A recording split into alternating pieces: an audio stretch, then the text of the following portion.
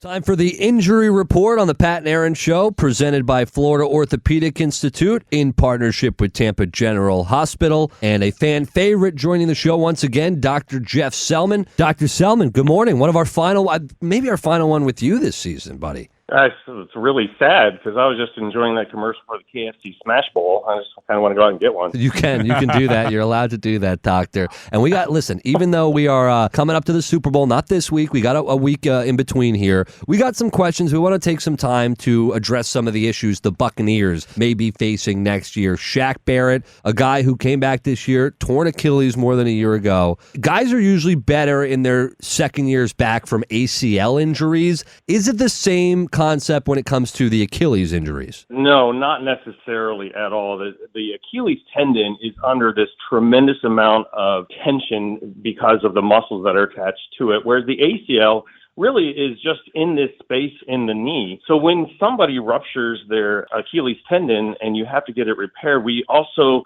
injure some of the nerves around it, some of the small blood vessels. There's a wrapping around the Achilles tendon itself that has some sensors in it to detect where our body is. So there's a lot of different things to go into the recovery for that Achilles compared to the ACL. We've had a similar conversation, I think it was a couple years ago now, and things potentially could have changed, but we've talked a lot about the ACL and how that used to be a career-ending injury, and now it's something that within a couple of years, guys are kind of back to themselves more times than not. Obviously, a lot of that had to do with advancements in medicine. Are there any other injuries, to your knowledge, where like the technology is close, or we feel like that type of recovery is going to happen with it? Like, and obviously, maybe not an Achilles, but are there other tendons, joints, injuries that we're a little bit closer to being able to speed up the recovery as we have with ACLs, or are there others within the last couple of years that maybe we don't know about right now? You know, that's a really good question because there are a lot of different things out there that we want to contribute to actual healing of either tendons or ligaments. And, you know,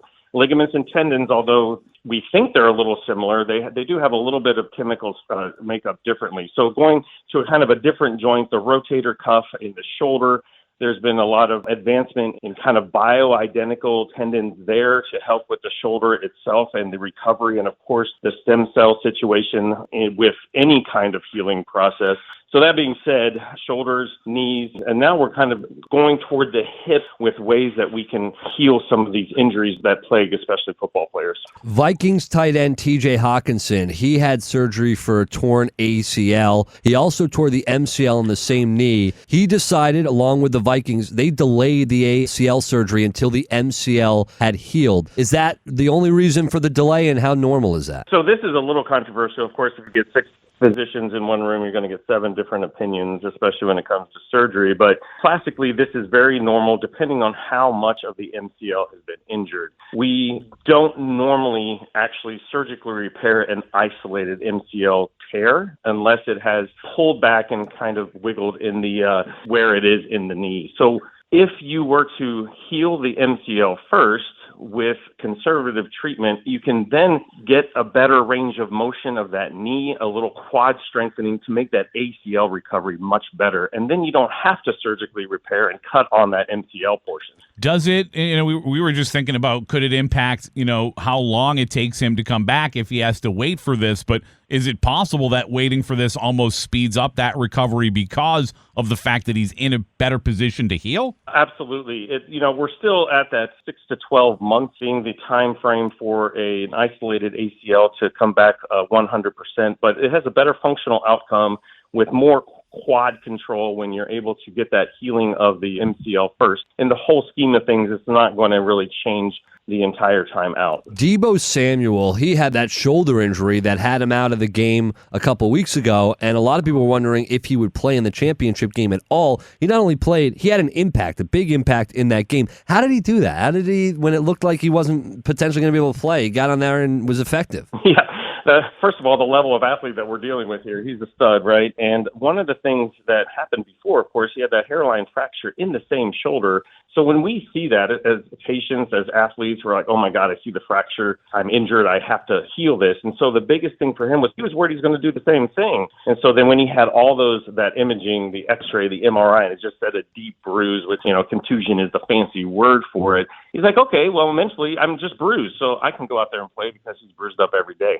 speaking with Dr. Jeffrey Sellman from the Florida Orthopaedic Institute right now. And one of the reasons I love doing this segment, Doctor, is that we're able to ask things for our listeners who are dealing with injuries as well. Great to get caught up on the things in sports, but great to be able to help out our listeners as well. We got a text just a little bit ago that wanted us to ask a question. He says he's in his I believe it's a gentleman, maybe a young lady. I'm in my early 50s. I run actually, this is a man. I can tell by the way it's written. I run 4 miles a day. When I jump out of bed in the morning, my feet hurt so bad, I hobble to the toilet like an 80-year-old. By the time I get to the bathroom, that's not what it says, but I can't read it, my feet don't hurt. What is that about? Why do some of us feel these exaggerated pains when we wake up in the morning as we start aging? And even though they sometimes go away quickly, what is that he's experiencing? Is there anything he can do to stop that from happening? And is there anything he should be concerned about as far as what that might mean?